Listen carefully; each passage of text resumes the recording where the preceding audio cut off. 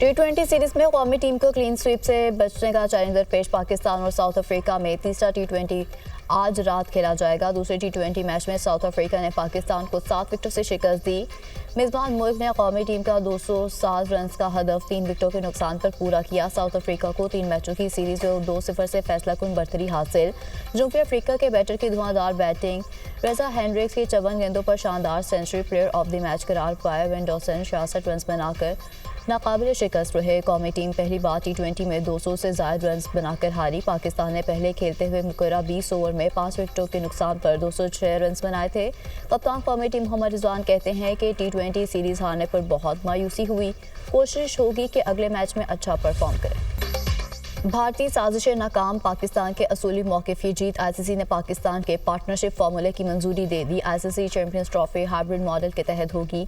आज ICC की जानिब से बाज़ाब्ता ऐलान किए जाने का इम्कान। चैंपियंस ट्रॉफी पर ICC और भारत ने PCB की तमाम शराइत मानी। भारतीय मीडिया का दावा, ICC मीटिंग आज दोबारा होगी। मजीद पेशरफ मुतवक्के। भारतीय टीम चैंपियंस ट्रॉफी में अपने मैचेस दुबई में खेलेगी। पाकिस्तान और भारत के दरमियान असूली मुआहदा तय पा गया। भारत के चैंपियंस ट्रॉफी के सेमीफाइनल और फाइनल में पहुंचने की सूरत में दोनों मैचेस दुबई में खेले जाएंगे। T20 वर्ल्ड कप 2026 में पाकिस्तान अपने मैचेस कोलंबो में खेलेगा।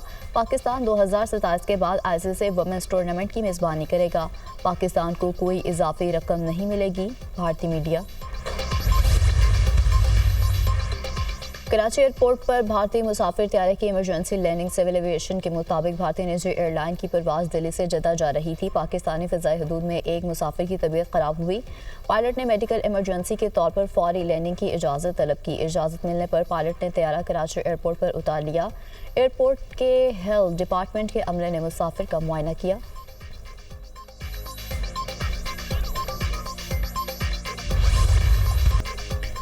सुप्रीम कोर्ट ने फौजी अदालतों को फैसला सुनाने की इजाज़त दे दी। आनी बेंच ने फौजी अदालतों को 85 मुल्ज़िमात के फैसले सुनाने की इजाज़त दी। फौजी अदालतों के फैसले सुप्रीम कोर्ट में ज़ेरे इल्तिवा मुकदमे के फैसले से मशरूत होंगे।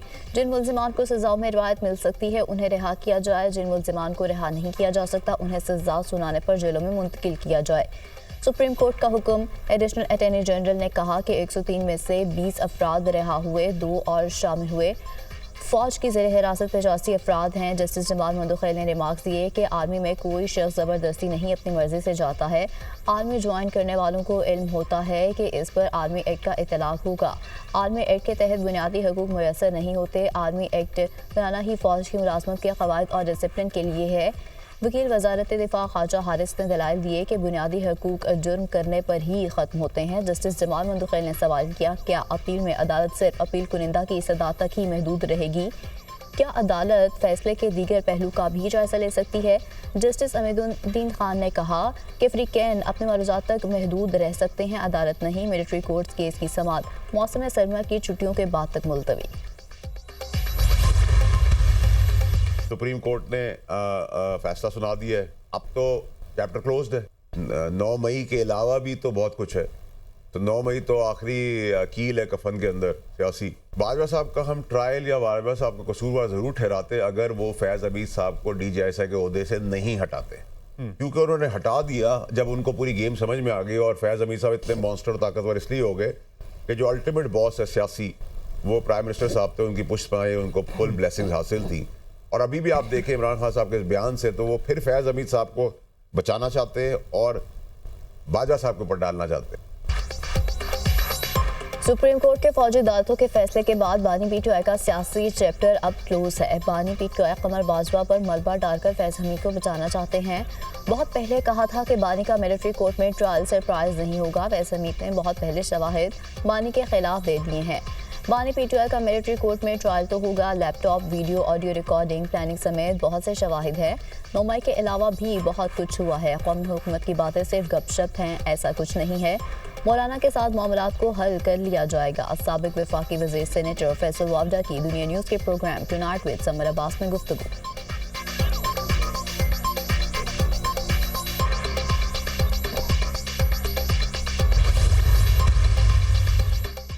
मदारिस बिल एक्ट बनने से FATF समेत दीगर आलमी पाबंदियाँ लग सकती हैं। सदर ज़रदारी के एतराज़ात सामने आ गए। नए बिल की मुख्तलिफ शिकों में मदरसे की तारीफ में तज़ाद मौजूद है। मदारिस को बहैसियत सोसाइटी रजिस्टर्ड कराने से इनका तालीम के अलावा इस्तेमाल भी किया जा सकता है।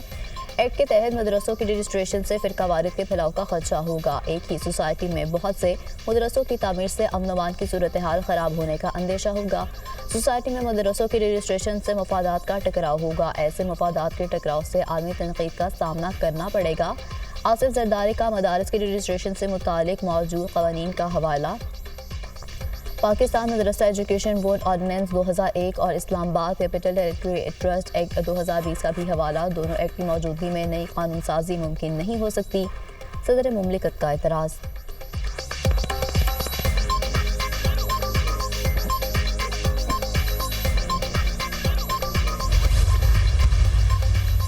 JUI ने मदारस एक्ट पर सदर के एतराज़ात हैरानकुन करार दे दिए। सदर मुमलिकत के एतराज़ात का तरीका कानून के मुताबिक नहीं। सदर के एतराज़ात आइन में दी गई मुद्दत के अंदर नहीं। मदारस बिल में कोई तजावीज़ और हल नहीं बताया जा रहा। लगता है कि ऐवान सदर बैरूनी दबाव का शिकार है। तर्जुमान JUI असलम गौरी।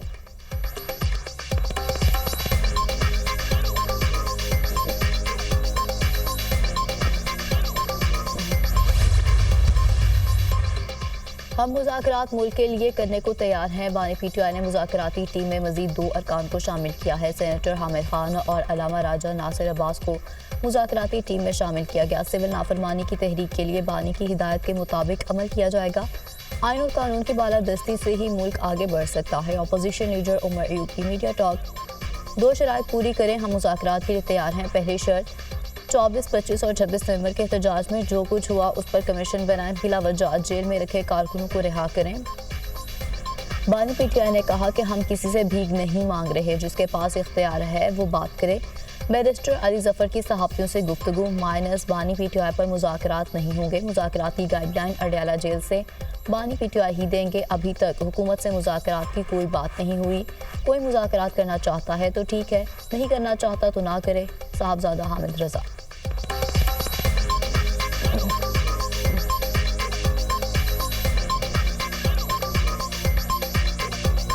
और हम देखें अभी तक तो मुज़ाकराती अमल आगे नहीं बढ़ा। मुज़ाकरात को जो गाइडलाइन है वो अडयाला जेल में बैठे इमरान खान साहब ही देंगे और अगर आप उन्हें बाहर रख के या माइनस करके मुज़ाकरात करना चाहते हैं तो ऐसे मुज़ाकरात हमारे लिए काबिल अमल नहीं होंगे।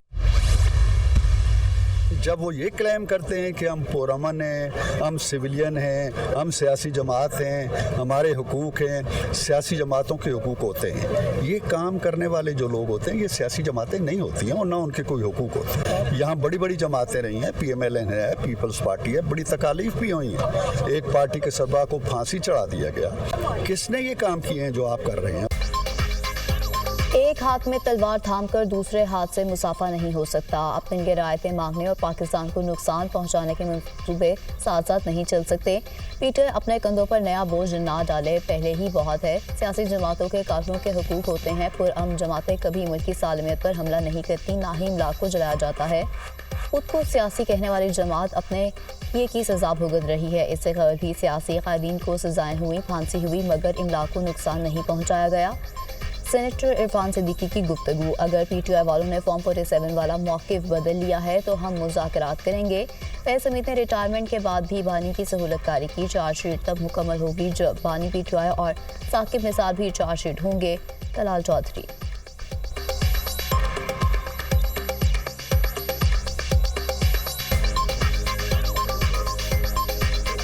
जनरल फैज़ का रिटायरमेंट के बाद भी जो रोल उन्होंने प्ले किया है वो सबको पता है। ये जो चार्जशीट आई है ये चार्जशीट मुकम्मल उस वक़्त होगी जब जनरल फैज़ के साथ साकिब निसार और बानी PTI ये तीनों लोग, ये चार्जशीट मुश्तरका है। ख्वारजियों और दहशतगर्दों का इबरतनाक अंजाम। सिक्योरिटी फोर्सेज की मुख्तलिफ कार्रवाइयाँ। 43 ख्वारजी और दहशतगर्द जहां वासिल। सिक्योरिटी फोर्सेज के बलूचिस्तान और खैबर पख्तूनख्वा में इंटेलिजेंस बेस्ड ऑपरेशन।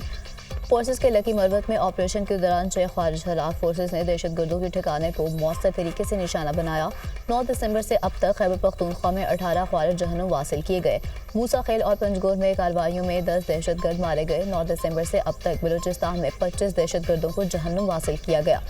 ख्वारिज के मुकम्मल खात्मे और इलाके में क़याम अमन तक कार्रवाइयाँ जारी रखेंगे। सिक्योरिटी फोर्सेज दहशतगर्दी के खात्मे के लिए पुराज़म हैं। ISPR सदर और वज़ीर आज़म का कामयाब कार्रवाइयों पर सिक्योरिटी फोर्सेस को खराज तहसीन पूरी कौम फोर्सेस को सलाम पेश करती है और उनके साथ खड़ी है। हर किस्म की दहशतगर्दी को जड़ से उखाड़ फेंकने के लिए पुरआज़म है वज़ीर आज़म शहबाज शरीफ।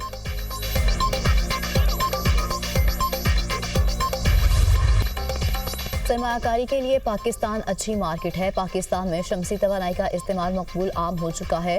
पंजाब में तवानाई की ज़रूरत दीगर सूबों की निस्बत ज़्यादा है। सोलर एनर्जी माहौल को आलूदगी से बचाने के लिए भी बहुत अहम है। चीन मुख्तलिफ शोबों में पाकिस्तान की मदद कर रहा है। पाक चीन दोस्ती लाजवाल है। वज़ीर आला पंजाब मरियम नवाज का जेंको सोलर कंपनी के इजलास से खिताब। वज़ीर आला पंजाब मरियम नवाज से विजया जेंको मिक्स के सदर की मुलाकात। मरियम नवाज ने विजया जेंको मिक्स को पंजाब में रिसर्च सेंटर कायम करने की दावत दे दी। विजया जेंको मिक्स कैंसर के इलाज के लिए महकमा सेहत और हुकूमत पंजाब की मुआवनत करेगी। हुआवे के ताउन से लाहौर को पाकिस्तान का पहला जदीद तरीन स्मार्ट सिटी बनाने का फैसला। वज़ीर आला पंजाब मरियम नवाज से हुआवे गवर्नमेंट अफेयर्स के सदर की भी मुलाकात।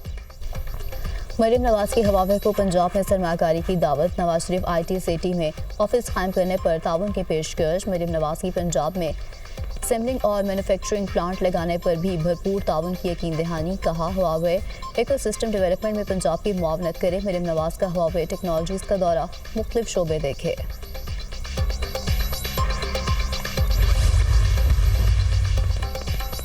सोशल मीडिया के लिए रेगुलेटरी फ्रेमवर्क ज़रूरी है।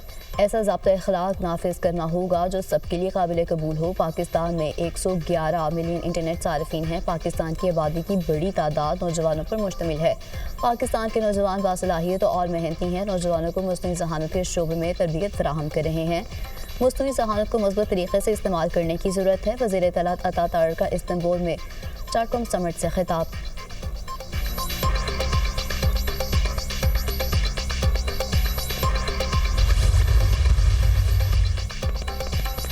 इसराइल की शाम में जारी दारुल हुकूमत दमिश्क में निजी होटल पर हमला। होटल में सहाफ़ियों समेत अहम शख्सियात मौजूद थीं।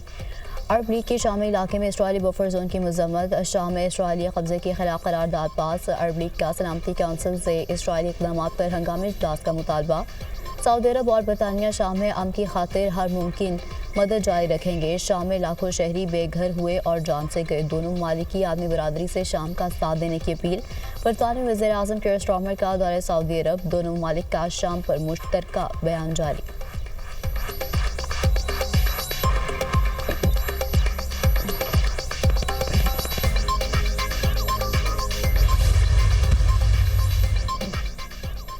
गजा में इसराइली मुजाहिरीन का सिलसिला थम ना सका। नुसरत कैंप पर इसराइली हमले में शहीद फ़लस्तीनियों की तादाद 33 हो गई। इसराइल की नसर और सबरा में भी खौफनाक बमबारी। जानी नुकसान का खदशा से होनी फोर्सेस का गजा के मुताबिक मकामात से फ़लस्तीनियों को नकल मकानी का हुक्म। अमरीकी कौमी सलामती के मुशीर जैक सलवान की इसराइल आमद। तल अवीव में अमरीकी कौंसलेट के सामने शहरियों का एहतजाज। मुजाहिरीन का कहना है कि नेतन्याहू की हुकूमत ने हमें तनहा छोड़ दिया। अमरीका से गिरगमालियों की रिहाई का मुतालबा।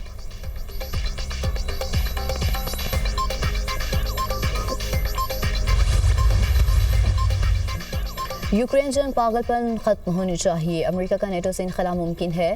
ज़ेलेंस्की को जंगबंदी का मुआहदा करना चाहिए। यूक्रेनी सदर रूस के साथ जंगबंदी के लिए मुज़ाकरात करें। चीन जंग खत्म कराने के लिए सालसी कर सकता है। दुनिया हमारी तरफ देख रही है। यूक्रेन की फौजी इमदाद कम करूंगा। रूसी सदर पुतिन को अच्छी तरह जानता हूँ। ये काम करने का वक्त है। नौमुंतखब अमेरिकी सदर डोनाल्ड ट्रंप।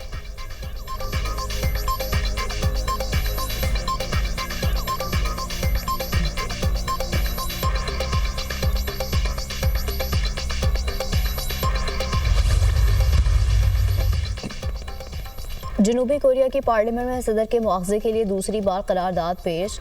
यूएन के खिलाफ करारदाद हिज़्ब इख्तिलाफ की जानिब से पेश की गई। दारुल हुकूमत में सदर यूएन के खिलाफ रैली। मुजाहिरीन का यूएन से इस्तीफ़ा देने का मुतालबा। कम मुद्दती मार्शल लॉ के लिए से वज़ीर दिफा से बात की। मुल्क मुखालिफ क़ुव्वतों को रोकने के लिए मार्शल लॉ लगाया।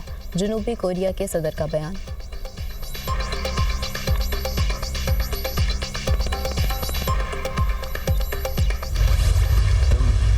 और मुनफरिद असलूब और धीमे लहजे के शायर जॉन एलिया की आज 93वीं सालगिरह। वसल और हिजर की तलखियों को मुनफरिद अंदाज से बयान करने वाले जॉन एलिया ने उर्दू अदब को एक नई जहत से रोशनास करवाया। उनकी शायरी मजमू में यानी, लेकिन, गोया और गुमान शामिल। जॉन एलिया की शायरी को मुआशरे और रिवायात से खुली बगावत से इबारत किया जाता है। बरजुस्ता कलाम, सादा ज़बान और अछूते मिजाज की वजह से जॉन एलिया आज भी मदाहों के दिलों में जिंदा है।